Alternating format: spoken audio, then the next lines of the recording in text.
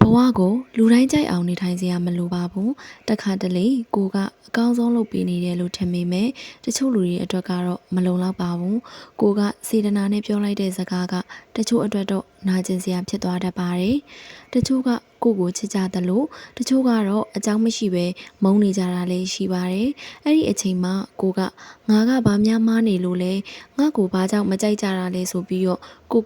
စတင်တန်တရားဝင်တတ်ပါတယ်ဒါပေမဲ့တကယ်တော့ပြဿနာကကိုယ်တိုင်မဟုတ်ပါဘူးလူတိုင်းရဲ့အမြင်အတွေ့အကြုံစိတ်နေစိတ်ထားတွေကမတူကြလို့ပါဥပမာတယောက်အတွက်မိုးရွာတာကအချစ်ဇလန်းကိုလှပစေနိုင်တယ်။ဒါပေမဲ့လမ်းပေါ်မှာအလုံးလုံးရတဲ့သူတယောက်အတွက်ကတော့မိုးဟာအခက်အခဲတစ်ခုပဲဖြစ်ပါတယ်။မိုးကတော့မပြောင်းလဲပါဘူး။ပြောင်းလဲနေတာကလူတစ်ယောက်ချင်းစီရဲ့အမြင်ပါပဲ။အဲ့ဒီလိုပါပဲ။တင်လဲလူတိုင်းရဲ့မျက်လုံးထဲမှာတူညီတဲ့လူတစ်ယောက်ဖြစ်နေမှာမဟုတ်ပါဘူး။တချို့လူတွေကလူတိုင်းကိုကျေနပ်စေချင်လို့ကိုအမြဲပြောင်းလဲနေကြတယ်။ဒီလူရှိမှဆိုတစ်မျိုးဟိုလူရှိမှဆိုတစ်မျိုးမကြိုက်မှဆိုလို့မပြောရဲတာတွေရှိလာတယ်။ညင်းတဲ့အချိန်မှာတောင်အားနာတယ်ဆိုပြီးတော့လက်ခံလိုက်ကြတာတွေရှိတယ်။အစပိုင်းမှာတော့အဆင်ပြေတယ်လို့ထင်ရနိုင်ပါတယ်။ဒါပေမဲ့အချိန်ကြာလာတဲ့အခါကိုယ်စိတ်ကိုမသိတော့ပဲဖြစ်လာတယ်။ကိုတကယ်ဘာကိုလိုချင်တာလဲဆိုတာကိုမိသွားတတ်တယ်။တခြားသူတွေရဲ့မျှော်လင့်ချက်ထဲမှာပဲအသက်ရှင်နေမိတော့တယ်။လူတိုင်းကိုကျေနပ်အောင်ကြိုးစားရင်ကျေနပ်မှုမရှိတာကကိုယ်တိုင်ဖြစ်သွားတတ်ပါတယ်။ကိုယ့်ရဲ့တန်မိုးဟာလူဘယ်နှယောက်ကကိုချီကျူးတယ်လဲဆိုတာနဲ့မတိုင်းတာသင့်ပါဘူး။တချို့လူတွေကကိုမကောင်းမှုလို့ပြောနိုင်ပါတယ်။ဒါပေမဲ့နောက်ထပ်တခြားတယောက်အတွက်တော့ကိုဟာအားကိုးရတဲ့သူလည်းဖြစ်နိုင်ပါတယ်။တချို့ကကိုတိတ်ဆိတ်လွန်းတယ်လို့ပြောကြတယ်။တချို့ကတော့ကိုရင်းကျက်တယ်လို့မြင်နိုင်ပါတယ်။ဒါကြောင့်လူတစ်ယောက်ရဲ့အမြင်တစ်ခုတည်းနဲ့ကိုတန်မိုးကိုမဆုံးဖြတ်ပါနဲ့။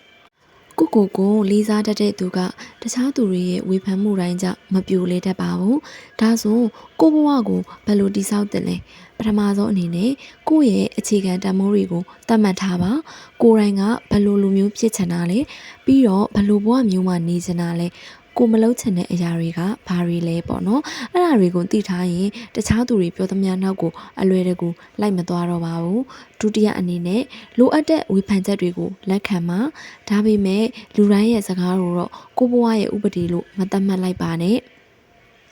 တတိယအနေနဲ့ကတော့မဟုတ်ဘူးလို့ပြောတဲ့အချိန်မှာပြောရဲအောင်ပြောပါအမြဲတမ်းသဘောတူနေမှလူကောင်းဖြစ်တာမဟုတ်ပါဘူးကိုကာကွယ်တတ်တာကလည်းရင်းချက်မှုတစ်မျိုးပါပဲနောက်ဆုံးအနေနဲ့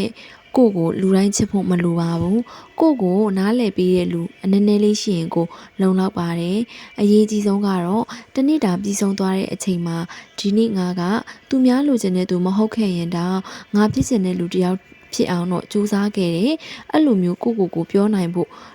လိုပါတယ်လူတိုင်းကိုကျေနပ်အောင်နေလို့မရပေမဲ့ကိုလေးစားနိုင်တဲ့ဘဝမျိုးတော့တည်ဆောက်နိုင်ပါတယ်ဒါကြောင့်တခြားသူတွေရဲ့အမြင်မှာအသက်ရှင်ဖို့ထက်ကိုယ့်ရဲ့တန်မိုးတွေနဲ့ကိုက်ညီတဲ့ဘဝကိုရဲဝံ့ရှောက်လန်းမှာအဲ့ဒီလိုလုံနိုင်တဲ့နေကစားပြီးကိုယ့်ရဲ့ဘဝကပို့ပြီးတော့ပေါ်ပါလာမယ်ပို့ပြီးတော့ငြိမ်းချမ်းလာမယ်ဆိုတာသိကြပါတယ်တချို့လူတွေကလူတိုင်းရဲ့အကြိုက်ကိုလိုက်ရင်လူတွေချစ်အောင်နေထိုင်ရင်းနဲ့ကိုဘာဖြစ်ချင်လဲဆိုတာမသိတော့ဘဲနဲ့ရီမန်းချက်တွေအိမ်မက်တွေပျောက်သွားတတ်ပါတယ်။ဒါကြောင့်နားဆင်သူပရိသတ်ကြီးလည်းဒီနေ့တရားပြသွားတဲ့အကြောင်းအရာတွေကိုနားထောင်ပြီးတော့ကိုတန်ဖိုးကိုမြင့်တင်နိုင်တဲ့လူတစ်ယောက်အောင်မြင်တဲ့လူတစ်ယောက်ဖြစ်ကြပါစေရှင်။